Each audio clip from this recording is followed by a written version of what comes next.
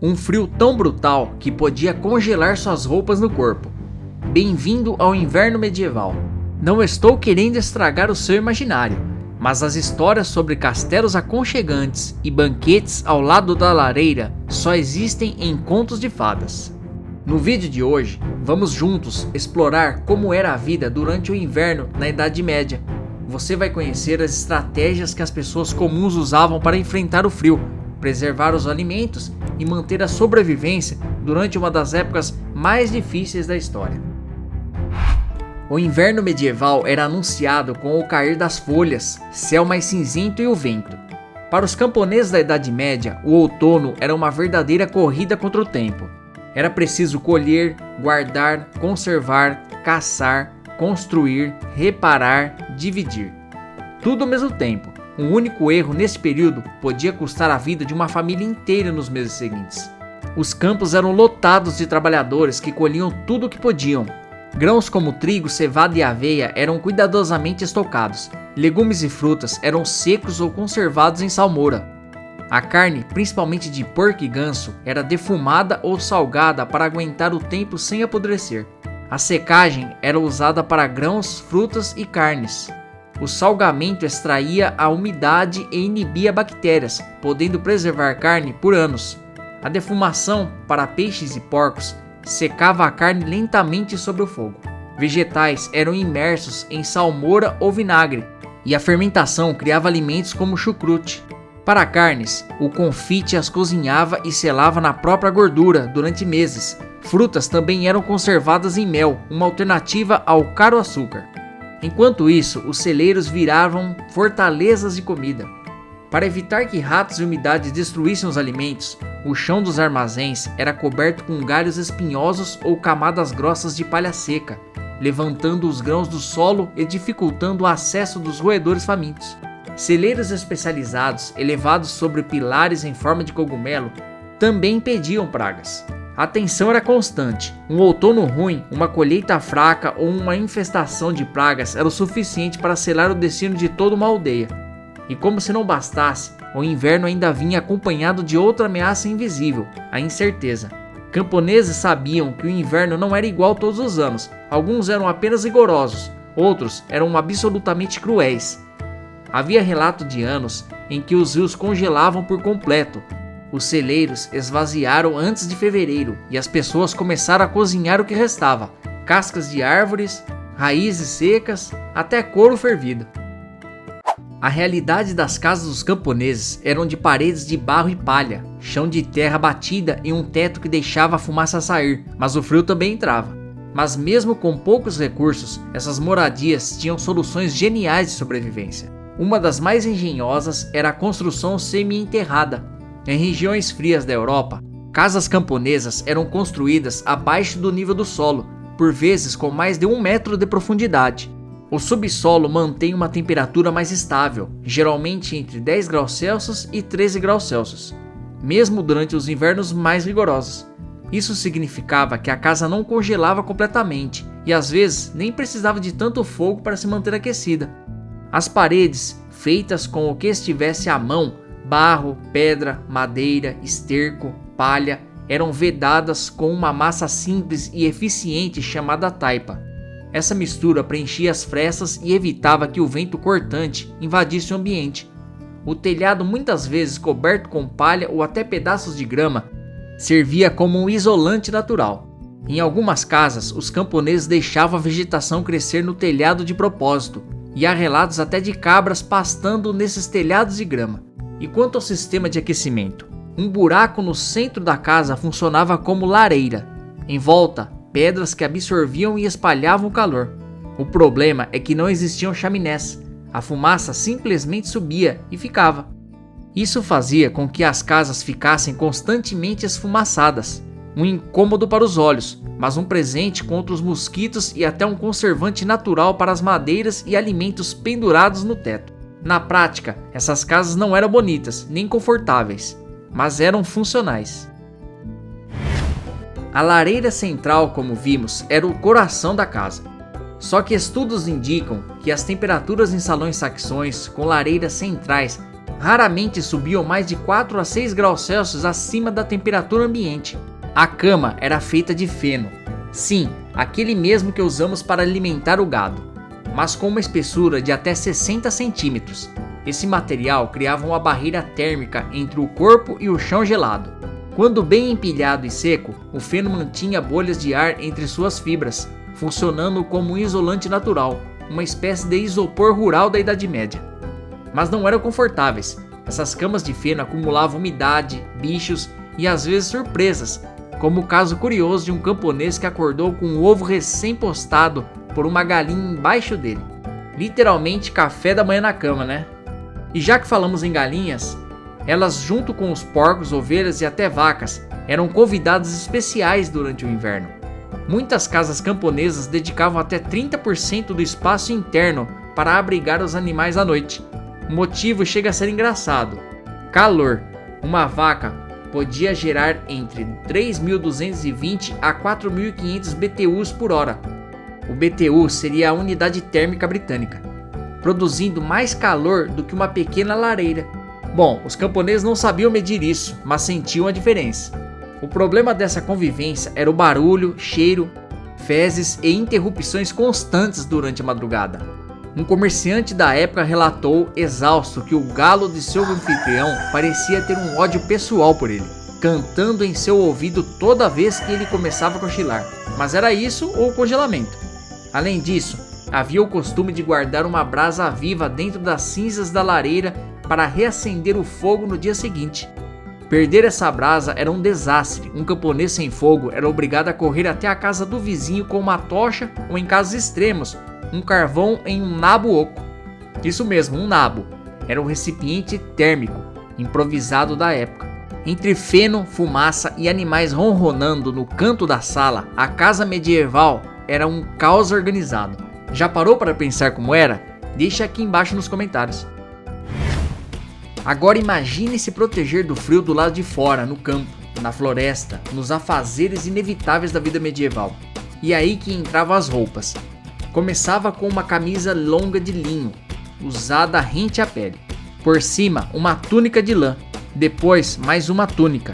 Em seguida, um colete de tecido grosso. E se tivesse sorte, um manto com pele de animal. Tudo isso amarrado com cordões, cintos ou cordas, só para manter as camadas no lugar. Pesquisas arqueológicas indicam que camponeses podiam usar até 7 camadas de roupa em dias mais rigorosos. Pareciam bolas de tecido ambulantes. E você achando difícil colocar uma calça jeans apertada hoje, hein? Mas o segredo do sucesso era a lã, rica em lanolina, o óleo natural das ovelhas. Essa fibra repelente à água mantinha o corpo seco mesmo sob neve ou chuva fina.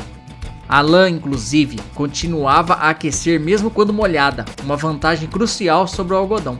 Os camponeses raramente lavavam suas roupas de lã durante o inverno, e por um bom motivo, uma roupa molhada virava gelo, literalmente. Há registros de casacos que congelavam em pé depois de lavados, e viravam motivo de piada na vila. No entanto, a lavagem na neve era um método conhecido para limpar itens de lã em condições de frio seco. As luvas também tinham sua versão medieval, as mitenes. Diferente das luvas com dedos separados, elas mantinham os dedos juntos, gerando mais calor. E o recheio? Nada de espuma industrial.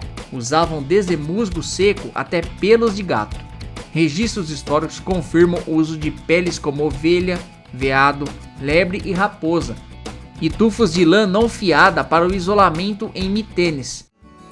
Na Idade Média, o que você comia durante o inverno não dependia só da fome, mas daquilo que você conseguiu armazenar quando ainda era possível colher. Durante o outono, camponeses trabalhavam incansavelmente para estocar tudo o que podiam. Legumes como nabos, alho poró, cenouras e repolhos eram armazenados em buracos no chão coberto com areia. Grãos como cevada, aveia e trigo, os pilares da dieta, eram guardados em sacos ou tonéis selados. E a carne? A carne era um luxo tratado como relíquia. Pior do que comer carne salgada era não ter carne nenhuma. A maioria dos porcos e gansos era abatida em novembro, no festival de Martínimas. E o que sobrava virava linguiça, presunto, toucinho e até sangue, que era usado para fazer morcelas e pudins escuros. Alguns duravam meses se bem conservados.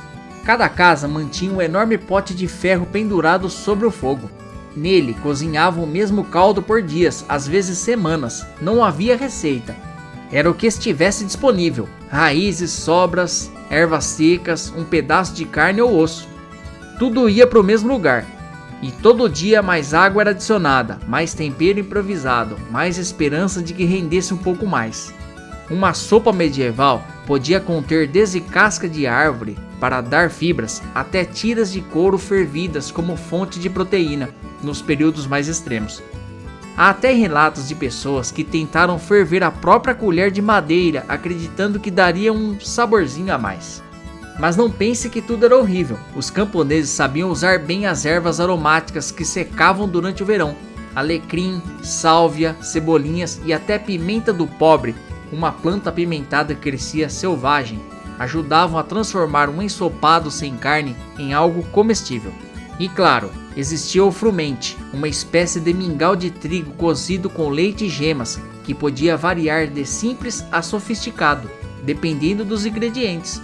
Era rico, calórico e dava aquela sensação de encher o estômago com dignidade.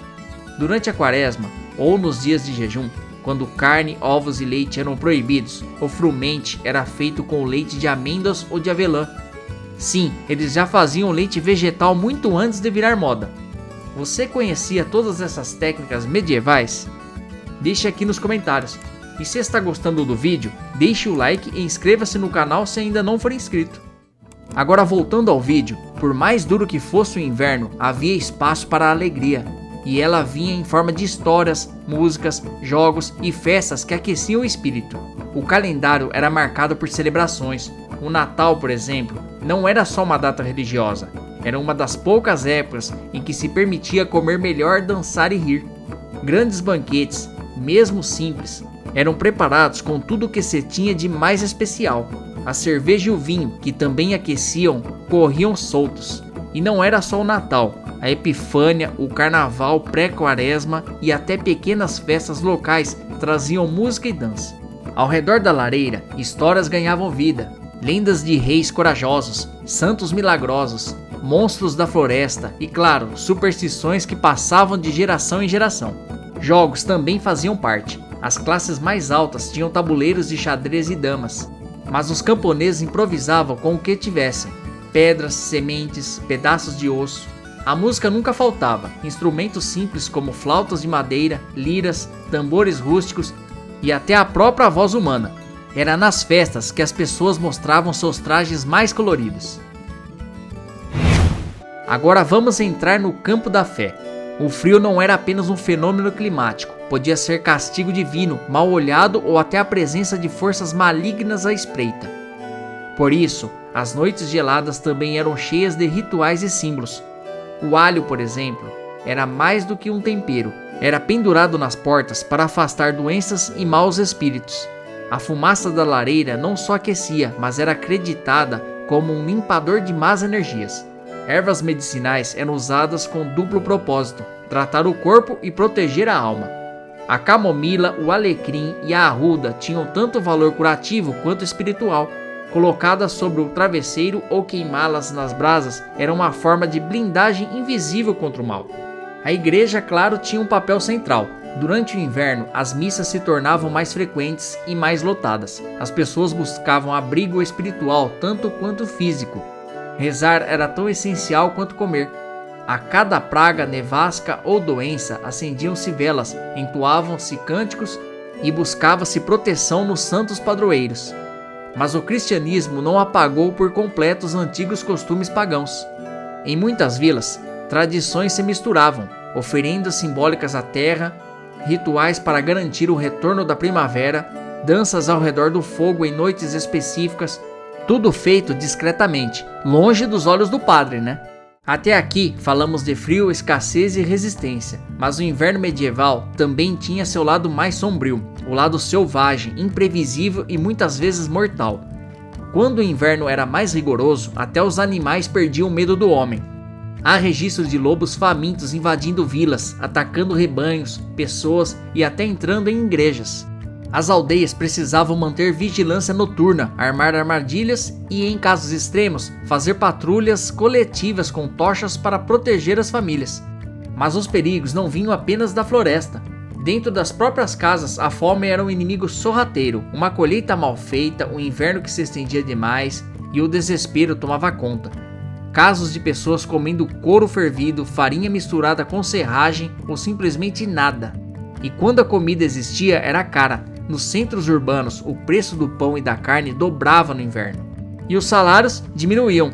Menos horas de sol significavam menos trabalho. Um trabalhador de Londres, por exemplo, podia ganhar 20% a menos no inverno, enquanto gastava até 70% de sua renda apenas com comida.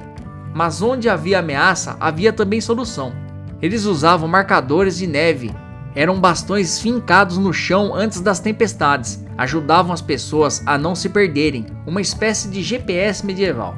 Tinha também sinais de previsão do tempo. Se as vacas se amontoassem no canto do estábulo, vinha nevasca. Se os porcos carregassem mais palha para o ninho, o frio pioraria.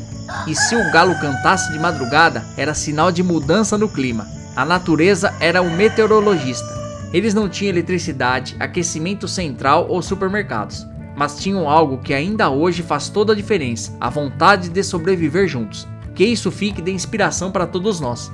Agora me conte, você conseguiria sobreviver no inverno medieval depois de saber de todos esses detalhes? Se gostou do vídeo, não esqueça de deixar o like e inscrever-se no canal se ainda não for inscrito. Já aproveita e assiste a um dos vídeos que estou deixando aqui no final. Obrigado e até a próxima!